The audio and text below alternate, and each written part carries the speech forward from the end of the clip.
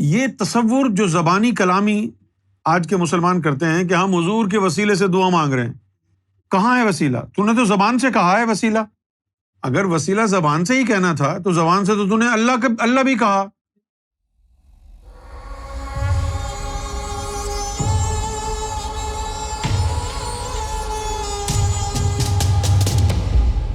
فرحان کاظمی، لاہور، پاکستان۔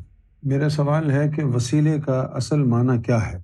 کیا ہر مسلمان کو نبی کریم صلی اللہ علیہ وسلم کا وسیلہ حاصل ہے؟ کیا ہمیں مسلمان ہونے کی وجہ سے حضور صلی اللہ علیہ وسلم کا وسیلہ مل گیا ہے؟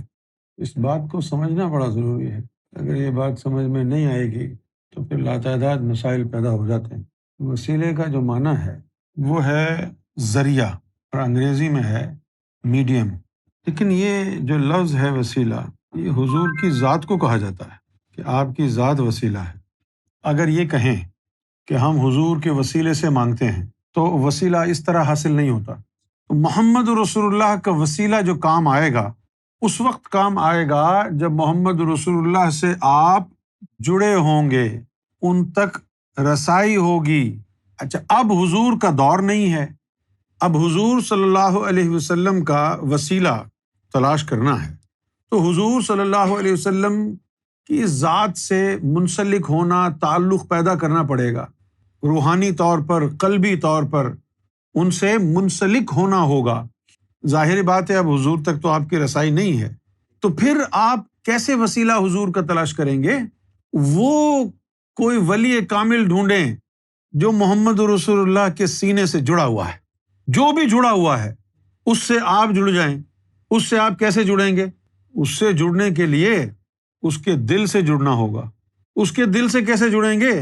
جب اس کا دل تمہارے دل کو اللہ اللہ میں لگانے کی صلاحیت رکھتا ہوگا۔ تمہارے دل کو بھی اللہ اللہ میں لگا دیا، پھر وہ تمہارا دل مرشد کے دل سے جڑ جائے گا، اور پھر وہ وسیلہ مرشد سے ہوتا ہوا مولا علی تک، اور مولا علی سے ہوتا ہوا محمد رسول اللہ کی ذات تک، اور محمد رسول اللہ سے اللہ تک جڑ جائے گا۔ اور اس کو انگریزی میں کہتے ہیں چینلنگ۔ کیا کہتے ہیں؟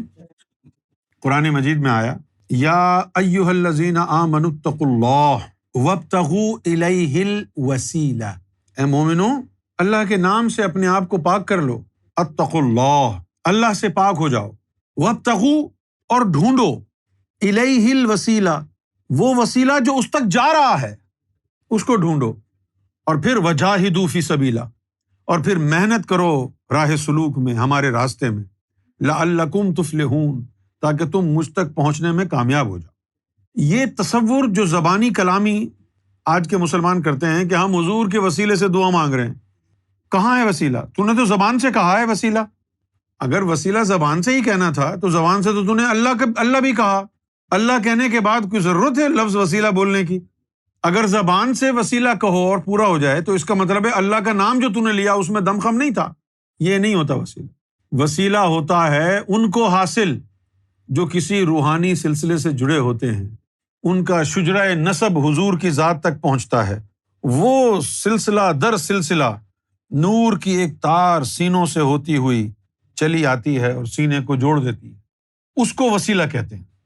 صرف زبان سے کہہ دینا کہ میں حضور کا وسیلہ کدھر ہے تیرے پاس؟ تو زبان سے کہہ رہا ہے نا، زبان سے تو کہہ دے جی میں اللہ والا ہوں، تو کیا پوری ہو جائے گی بات؟ بھئی یقیناً حضور صلی اللہ علیہ وسلم کی ذات تک رسائی حاصل ہو سکتی ہے، تبھی تو اللہ تعالیٰ نے قرآن مجید میں تمام اہل اسلام کو یہ فرمایا ہے کہ ان کنتم تحبون اللہ فاتبعونی یحببکم اللہ، کہ تم اللہ سے محبت کرنا چاہتے ہو تو یا رسول اللہ ان کو کہہ دو کہ یہ آپ کی اتباع میں آ جائیں۔ تو آج بھی دستیاب ہے نا محمد رسول اللہ کی اتباع؟ کیسے دستیاب ہے؟ حضور تو نظر نہیں آ رہے کہیں۔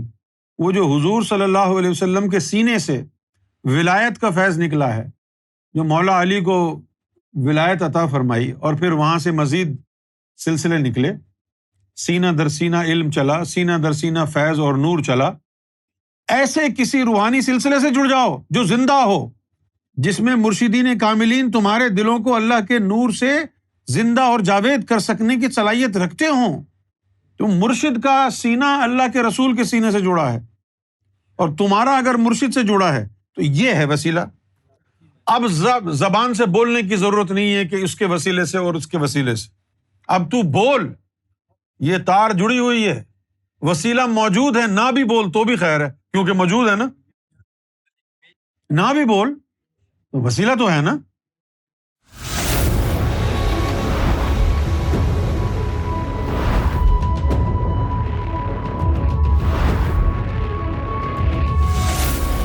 Amra TV, the place to connect with God.